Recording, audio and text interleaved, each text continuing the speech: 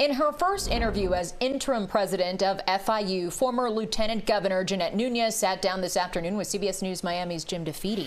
And Nunez has been criticized for changing her position on allowing undocumented immigrants to attend Florida's colleges and universities. So Jim began by reminding her of what she said in 2014 and sponsoring the in-state tuition bill. You quoted Ezekiel, the child will not share the guilt of the parent. Don't hold these children responsible for something they had no control over. Again, I understand how the politics have changed, but the humanity of what these kids are facing that you talked about, these are people who work hard, study hard, and face challenges and obstacles that many of us in this room will never comprehend. That's what you said in 2014. Is that still not true today?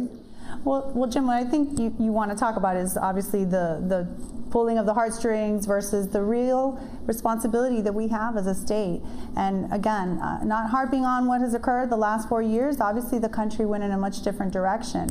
And so I think what you see is a responsibility to look at programs such as that one and see where the value is. What about the students that are U.S. citizens that cannot afford to come to our universities? What responsibility do we bear for them? And so you constantly have to make those decisions, and the legislature went in that direction. All right, let's bring in Jim DeFede now, who is live at FIU where this interview just wrapped up. And Jim, do we know how many students are going to be affected at Florida International University, and will Nunez do anything to try to help them? Yeah, we know that the number is somewhere around 500. We don't have an exact count. It's kind of hard to guesstimate for sure. My guess is it's probably in the range of 400 to 500 at the end of the day.